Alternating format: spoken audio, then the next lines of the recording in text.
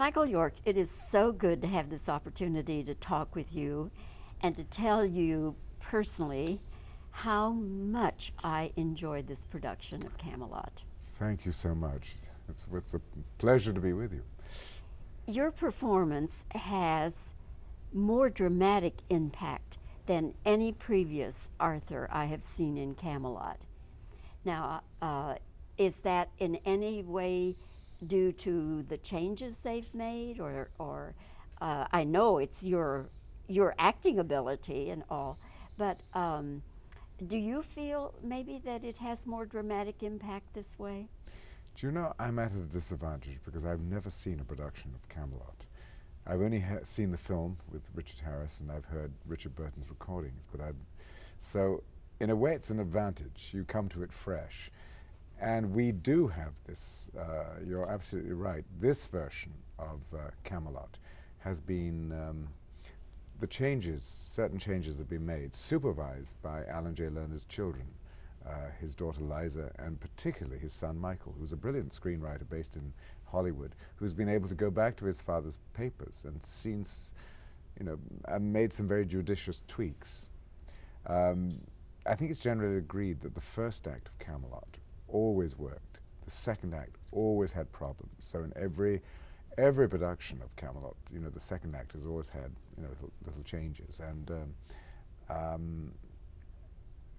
I think this version is shorter, sharper. It's a little more dynamic. You drive it along, and it's well, as I said, I find that the role it's a great role.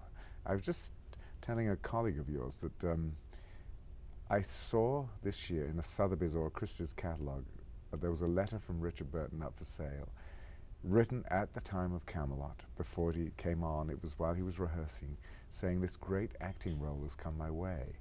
And I note the emphasis was on acting, that he'd found a role that has it's a lot of variety and potential and dynamic. He didn't even mention that it was a singing role, which of course for me is one of the great distinctions of this role. Of course, singing is not new to you. Well, it's newish. I have done it before. I've been on Broadway, but I think Lerner and Lowe, part of their genius is to make it so comfortable for an actor who's not primarily a singer. The songs are crafted to sit very comfortably, within the actor's range, and don't really actually sound right if they're sung in a too operatic way. You think of, they come from the line of Henry Higgins in My Fair Lady, that the wonderful style created by Rex Harrison of singing and speaking. In fact, there's a certain, I don't know whether you found this watching the performance last night, a certain exasperatedness that he shares in common with Henry Higgins, particularly about women. Another thing I noticed in this production and your performance, the humor is brought out more. Well, a lot of people have noted this. There's I don't know whether it was always there, or maybe because it's now been shortened, it stands in sharper focus. But I find it is very funny, I'm glad you noted that. Yes. It's certainly one of the greatest sounds to be in a theatre where people are responding to the inherent humor of the situation. Do British people have different expectations for King Arthur and Camelot? What an interesting question. I don't know. Now, this legend has been around since the 5th century. And one thing we did with our production was to set it a little further back. I think one of the directors, nobody wanted to see ladies in pointy hats. So it is a little darker, it's a little more leather and a little more fur. Of course, you can't set it back to the origin of the Arthurian legend, which is 5th and 6th century, post-Roman Britain. It's too far back. The lyrics don't allow. But just nudging it further back, I think gives it an exciting dynamic. And one thing we've done, which I think works very well, In previous productions, the joust, which is always very difficult to do. You know, how can you put horses and riders in? So you had a chorus telling the audience what they were supposed to be seeing. We've done away with that, and we've had a broadsword fight on stage, so you can actually see what's happening. And I think that I think that's an improvement. And younger members of our audience love that, I have to say. I love it too, because it does put some competition. You have the 3 knights there, Yes.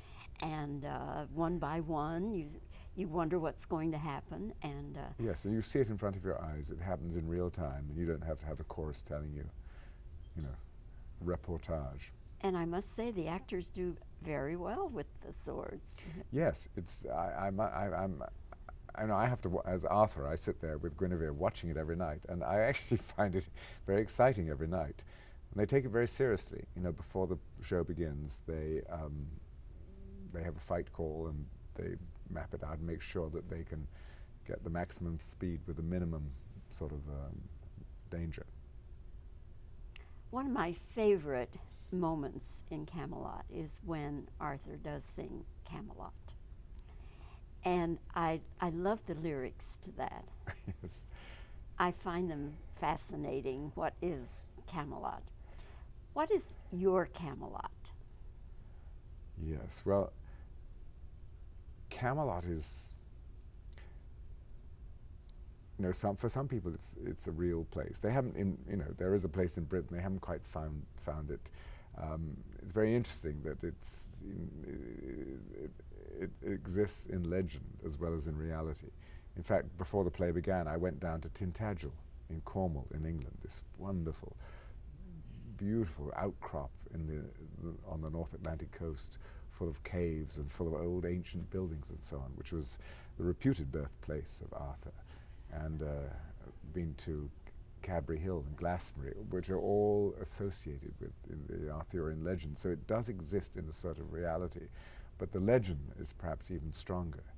And I think we all know when this play first came out in the 60s, it was embraced by the Kennedy administration, which in itself was a small, you know, brief shining moment of, you know, idealized and glamorous government. It was embraced as, you know, the Camelot moment. I think, you know, without getting too serious and political, this is a rather good time for this production because, you know, we live in a time where people are jaded with their government. It's a bit leaderless. There are too many Mordreds running the show.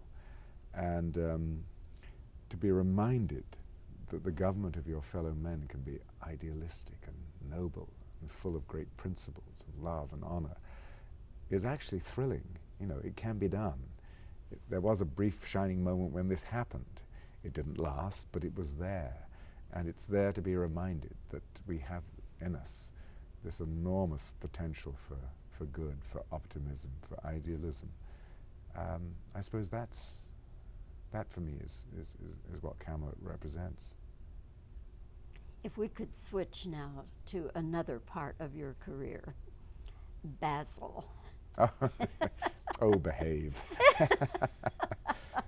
Oh, Basil exposition, yes. Yes, in the Austin Powers movies. Is there going to be a 4th one? Well, you probably know better than I do because you have your ear to the ground of all these things. I keep hearing rumors. I'd like to feel that Mike Myers is such a genius. You know, one uses this word so easily, but in this case, I think it's deserved. And I think he might be persuaded to do it if he got a really great idea. But then again, I have this terrible fear that he's such a genius that he could easily play all the roles. He could play mine with great but it would be nice. And I'm sure he wanted to go off and do other things, you know, and explore other avenues. And I think every actor wants to avoid being put in a box, you know, and with a big label around your neck. And I'm sure this was true of Mike, that he didn't want to be, you know, he didn't want to be Austin Powers for the rest of his life. Did you have any hesitancy about taking that role in Austin Powers? None. No, I always go, there's no logic to what one does. There's no blueprint about if you do this, then this will follow. You just go by instinct. And I've learned to obey it. And I do remember this script arrived from my agent with a query, say, what do you think? Implying that he didn't think very much. And I read it, and something, I don't know, I just felt there was something in it. And I was glad to be proved right, not just once, but three times. It's a franchise. Oh, yes. And they were great. Once, after the first one was this enormous success, the subsequent two were great fun to do because, one knew one was playing to already there was an audience. We met once before, excuse me, we met once before, Michael, when you were here doing Logan's Run. What do you remember most about making that movie in Dallas? Oh, yes. Dallas is a very important place for that reason, that we were there at the Apparel Mart, which was one of the largest enclosed spaces in the country then. And there were these, on the outskirts of the town, there were these extraordinary glass buildings going up that looked wonderfully futuristic. Plus, in Fort Worth, of course, there was the water gardens that gave us this entry to the subterranean city. I remember all the fantastic extras we had here, all these gorgeous, sort of glorious blonde Texan girls who were, because we were all wearing these diaphanous, they were wearing these diaphanous costumes, so we were stuck in these terrible nylon suits. But it was a great pleasure, and it's very nice that the film is still remembered and still played, and it had an effect on a whole boomer generation who because I know they come up to me in the street and say, when I was growing up, there was a film that really got to me, and I know what they're going to say, that it was Logan's Run. But then I say, well, why? What was it about the movie that really kind of touched a nerve? And maybe it's something about, parentless society or a hedonistic society where you have everything and then it's all taken away at a very young age that really was quite scary. But it prefigured a lot of things that have happened, those new use shops where you could go and get instant plastic surgery. I mean, that's what we have now. No, it was. I hear that they're going to do a remake, and Bryan Singer, I think, is directing, and the budget's, $200 million or something. So it'll mean it'll be very special effects driven. We were lucky. Our effects, there was some quite special things going on, but they didn't overwhelm the narrative. No, it spawned a whole series of similar type scripts and productions. Yes. It was the forerunner. Yes. Yes. Well, Michael, thank you so much for your time, and again, congratulations to you on your performance and to everyone in this production of Camelot. This is a stellar production, and I am so happy to recommend it to everybody. Well, thank you so much. I'm really, really happy you enjoyed it. Now he's going to, they broke into us about 5, 6, 7 minutes into the show. What a day. Yeah. You're rolling? Okay. This production seems to me to have more dramatic impact than previous productions I've seen. What is your take on that? Well, I'm glad you felt this because, in fact, this is a slightly different version of the play. Okay. Now, I'll ask this question. You brought it out, but even though I didn't ask it, okay. What are some of the changes in this new version of Camelot?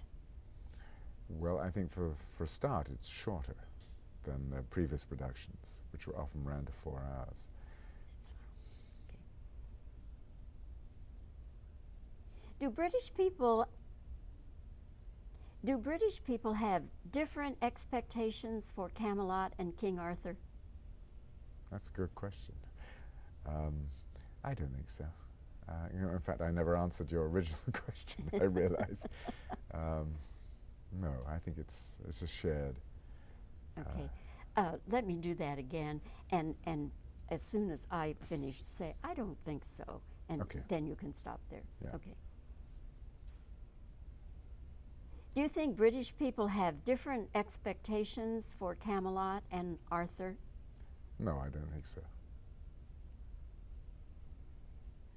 That's good. Okay. All right. Where are we? What is your Camelot? It's a very special place. Okay. All right. Let me ask this question.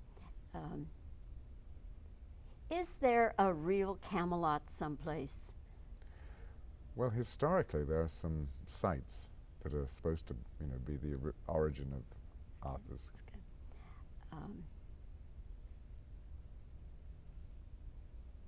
What was your reaction when you first were approached about doing Basil exposition in the Austin Powers movies? I was delighted. Did you have any hesitancy about doing this role in Austin Powers? Oh, behave.